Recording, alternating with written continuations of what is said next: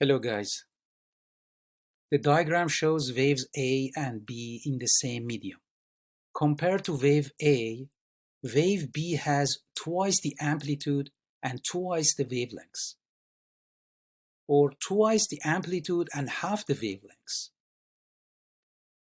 The same amplitude and half the wavelengths, or half the amplitude and the same wavelengths.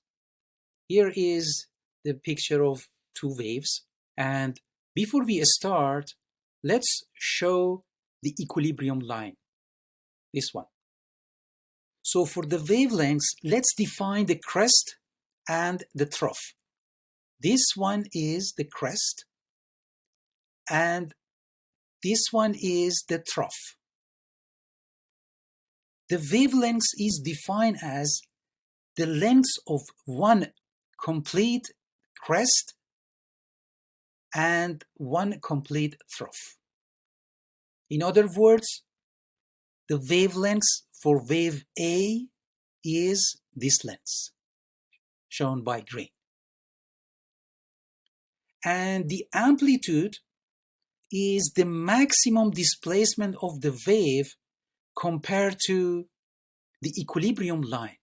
The maximum displacement is this point, and the length therefore is this. Here is the amplitude. Let's draw the wavelengths and amplitude for wave B. Here is the wavelengths for wave B, and its amplitude is this length.